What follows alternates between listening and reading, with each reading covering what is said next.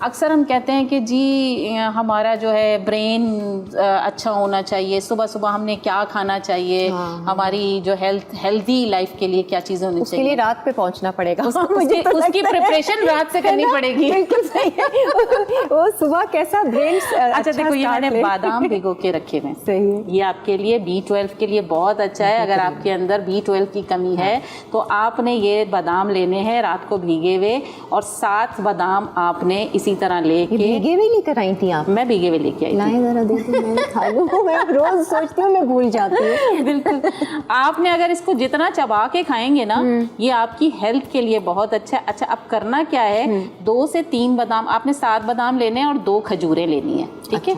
अब खजूर के अंदर हमने करना क्या है, 2 से 3 बादाम आपने ये बना के रख देना है। आपका दिन में जब टाइम मिल रहा है आपको, आपने ये दोनों मिक्स करके खाना है। उसी वक्त ही खा लें? उस वक्त खा लें जब आपका दिल चाहे। आपका दिल जो भी कर रहा है, आप बादाम इसको फिल करके रख। ये मैं पता क्यों बना रही हूँ, ये बच्चों के लिए अट्रैक्शन होती है इस तरह खाना। तो अगर ये हम इसको फिल करके इस तरह ऐसे बना के रख देंगे ना, अच्छा, और शुगर आपकी बॉडी को चाहिए उससे मिल जाएगी। आपको चीनी वगैरह लेने की ज़रूरत ही नहीं है।